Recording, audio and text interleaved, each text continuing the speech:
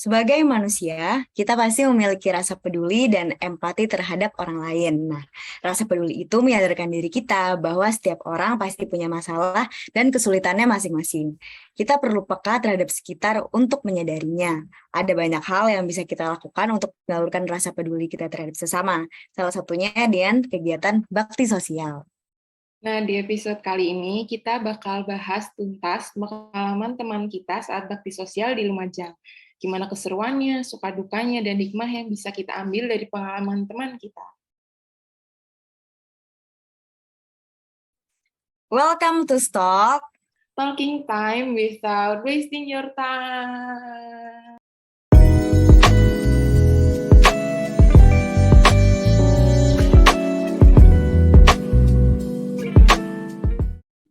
Halo guys, balik lagi nih bersama aku Zanira dan di sini aku ditemenin sama Ica. Nah, kali ini kita bakal kedatangan tamu spesial nih, dengar-dengar, Ca. Siapa ya kira-kira? Ya siapa ya? Pasti kayak pada penasaran gitu nggak sih, Ca? Daripada berlama-lama lagi, langsung aja kita sambut Kak Bima.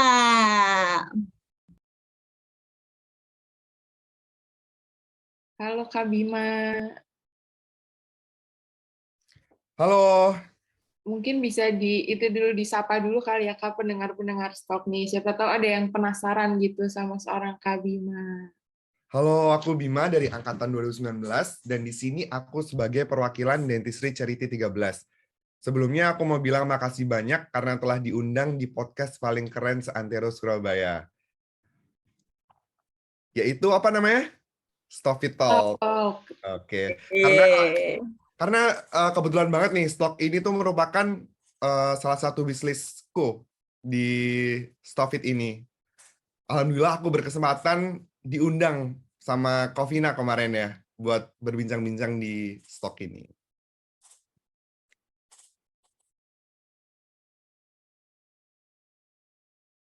Oke, kan tadi kan udah ya kita perkenalannya Kak dan Ica nih. Nah, mungkin sekarang udah saatnya nggak sih kita nih kayak talking deeper gitu. Kita bicarain tentang topik utama kita yaitu Dentistry Charity.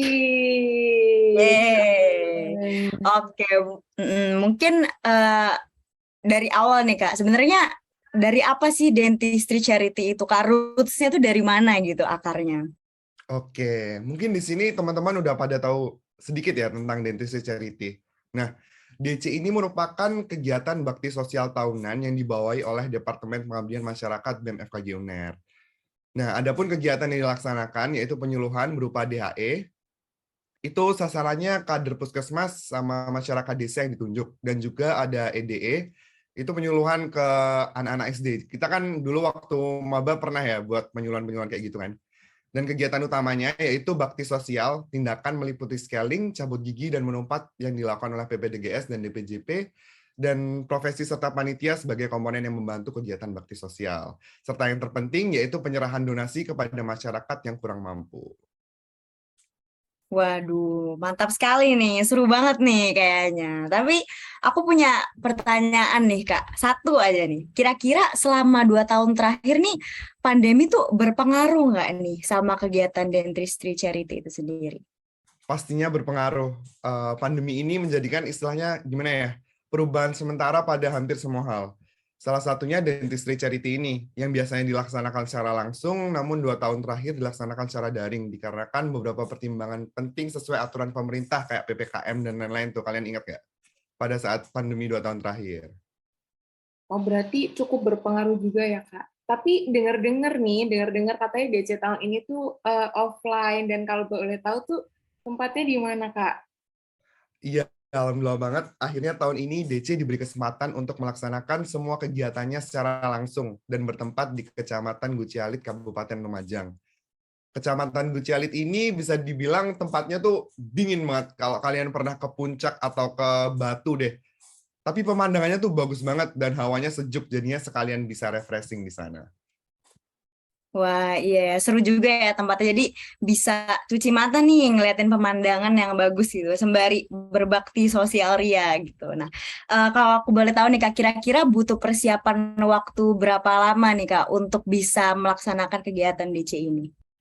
Nah, untuk persiapan DC kegiatan offline tahun ini bisa dibilang lumayan singkat karena perubahan aturan yang dinamis karena adanya COVID ini. Nah, mulai yang awalnya DC tahun ini tuh rencananya diadakan secara online karena waktu itu masih PPKM kalau nggak salah. Dan tiba-tiba di pertengahan jalan persiapan kegiatan DC, itu diubah semua jadi offline. Kan kita juga kaget ya. Dan di sini aku juga mau apresiasi dikit nih buat semua panitia DC 13 karena udah keren banget persiapannya dalam waktu yang singkat banget itu bisa dibilang bisa membuat acara bakti sosial besar di suatu kabupaten, bayangin deh, dan melibatkan banyak orang. Dan bahkan seluruh panitia DC 13 ini belum pernah ada pengalaman sebelumnya bakti sosial di DC tahun-tahun sebelumnya. Keren banget deh pokoknya semua panitia DC tahun ini. Aplaus dulu. Iya, keren banget sih Kak panitia-panitia DC tahun ini. Terus kayak kalau boleh tahu nih Kak, pas di Lumajang itu kegiatannya tuh ngapain aja tuh Kak? Oke, tadi udah sempat aku singgung dikit ya kegiatan-kegiatan DC. Kalau kemarin di Lumajang, kita udah melaksanakan berbagai kegiatan-kegiatan. Yang pertama ada DHE yang alhamdulillah semua pesertanya tuh ibu-ibu yang datang di balai kecamatan. Mereka antusias banget, bisa dilihat. Mereka tuh banyak pertanyaan ke Dokter Azhar kemarin yang kebetulan menampilkan materinya. Mereka tuh kayak aware sama mitos-mitos tentang kesehatan gigi dan mulut yang berada di daerah sana. Terus ada EDE. Nah, EDE di DC ini agak beda. Karena kita juga melakukan screening kepada siswa-siswi SD Negeri 1 Guci Alit kemarin. Dan juga ada bakti sosial tindakan yang dilaksanakan di SMP Negeri 1 Guci Alit, yang tadi berupa scaling, cabut gigi, dan menumpat secara gratis untuk masyarakat Guci Alit. Dan juga ada penyerahan donasi berupa sembako kepada masyarakat kurang mampu di Kecamatan Guci Alit. Wah, asik banget nih kedengarannya nih. Kayaknya pendengar stok nih jadi penasaran banget gak sih sama Dentistry Charity Offline? Nah, dari tadi kan kita udah dapat banyak ya info menarik tentang DC Offline. Kita tahu kalau DC ini adalah suatu program yang memang ditujukan untuk mengabdi pada masyarakat. Tapi mungkin aku mau nanya lebih personal nih Kak. Sebenarnya apa sih perbedaan yang dirasakan teman-teman DC pada saat melaksanakan kegiatan offline kemarin gitu? Iya bener sih Kak, kayak ada nggak sih hal-hal yang menyenangkan gitu pas di Lumajang kemarin? Mungkin ada yang tiba-tiba kayak panitianya tuh cinlok sama masyarakat Lumajang, atau kayak malah suka sama temen satu divisi gitu kan mungkin ya Kak? Jujur untuk mengenai hal romantis aku nggak ada ya, tapi aku lihat beberapa anak DC ini kayaknya ada yang cinlok nih antar panitianya. Kalau aku nggak ada jujur, karena ini merupakan tahun pertamaku jadi panitia DC 13 dan sebagai ketua. Jadinya hal yang menyenangkan buat aku selama DC ini, aku lihat semua panitia tuh bekerja keras pagi, siang, sore, malam, dan mereka tuh kayak puas gitu loh membuahkan hasil yang bisa dibilang hampir memenuhi ekspektasi kita semua. Nah, untuk kejadian menyenangkan lainnya, jadinya ada beberapa tim pionir kan. Tim pionir tuh yang kayak berangkat dulu ke Lumajang sebelum acaranya. Aku tuh termasuk salah satunya. Jadinya kami yang laki-laki itu membangun tenda di perkemahan, dan tendanya tuh kayak lumayan gede gitu. Jadinya menurutku itu sangat memorable karena kami dari angkatan 2019 bisa lebih dekat ngobrol bercandaan sama angkatan 2021-2020 kayak teman sendiri gitu. Pokoknya nggak kayak di kampus deh. Terus sebenarnya ada banyak lagi sih. Kalau diceritain semua kayaknya bakal jadi novel deh kayaknya. Oke, seru banget ya. Dari tadi kita udah ngomongin yang seneng-seneng nih. Nah, kalau boleh tahu nih, ada nggak sih Kak pengalaman yang kurang menyenangkan gitu? Mungkin kayak kendala apa aja yang dialamin pas DC, pas jadinya secara offline ini gitu Kak? Pengalaman kurang menyenangkan ya. Agak sulit sih sebenarnya mikirnya kalau yang kurang menyenangkan, karena jujur lebih banyak yang menyenangkan. Tapi ada beberapa hal minor untuk memberi tantangan bagi kami panitia DC. Misal untuk persiapan dari bakti sosialnya, kebetulan kan persiapannya tuh dimulai dari sore hari, habis asar atau jam 4-an gitu, hingga malam hari pokoknya. Dan tempatnya tuh bisa dibilang cukup gelap pada malam hari. Jadinya kami nggak cukup sih, lumayan kesulitan dalam memindahkan beberapa barang seperti meja dan kursi buat kayak kamar triase dan lain-lain, alat baksos. Namun hal seperti itu mudah diatasi dengan adanya ada apa yo? Flash dari HP kita sendiri. Iya nggak?